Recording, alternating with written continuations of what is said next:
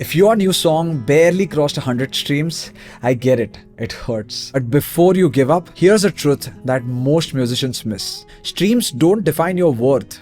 They define your visibility. And when you use this visibility the right way, that's what actually gets you paid. Let's talk a bit about it.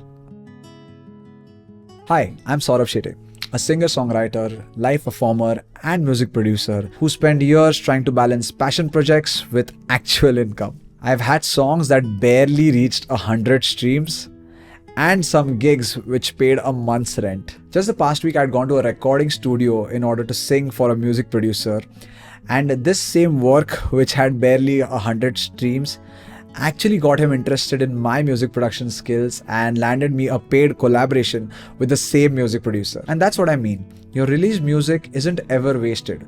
It's actually your resume. Okay, now let's be real for a second. Streaming rarely supports musicians as a steady income stream unless they become so big, and even in that case there's a lot of issues with the royalties, with some music labels that you might have signed up with. So it's pretty rare unless you're at the very top to sustain your life just using your streams. And even a few thousand plays, 500,000 plays don't really add up to something substantial which can support you for your entire existence. But what those songs can do for you is actually speak for you before you even enter the room. I recently had a conversation with a female singer for a collaboration gig, a live show, and she was of course in for the show, but once I told her that I was a music producer and sent her across my songs, she really got excited about the whole project and she opened the doors to another music producer that I'd been wanting to reach out to. So you have to understand what your releases mean. They are a proof of your quality, your sound, and your commitment. And that's worth a lot more than that $0.004 per stream. And look, I understand that you want to do music as your career for your entire life, but you should always know a difference between brand music and bread music. Brand music is something that builds up your brand and your credibility. Typically something which might be your passion project because it's something that you want to do to put out your sound. This includes the songs that you make, your originals, the covers that you sing in your own style, the showreels that you make, which consists of the various kinds of songs that you can do and have done and put out on social media. All of this count for your brand. Consider them as your marketing tools because many times all of these things might not actually make you money directly. Now let's talk about bread music. These are the things which are easy to do right now and they can make you money as well. Maybe not a ton of money as those streams would once you start crossing 1 million streams every single track, but still they'll be enough and even more than enough to enjoy your life comfortably. Now, what do I mean by all of these streams? I mean the shows that you can do, the vocal coaching sessions that you can give across, the sample packs that you can sell online, the social media sponsoring that you can get. All of these streams are something which can be regular and in your control in order to get that consistent source of income that you really need to live as a musician. Now, most musicians seem to blur the line, expecting their streams to give money from the get-go, and it will take time definitely for your streams to go viral, and I hope they really do, but until then you gotta keep working and earning. Now, what do you actually do with that under 100 stream song and some other songs that you might have released? You use them as your branding.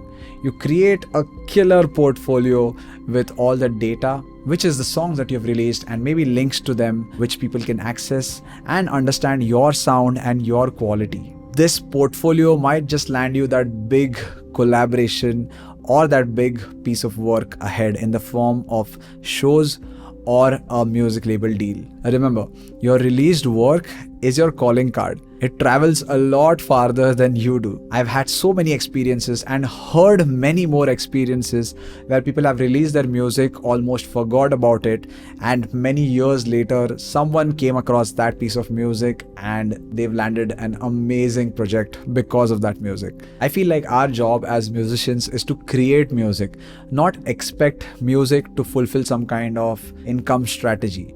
Because once you start doing that and measuring your music with the statistics, then the whole point of it is lost.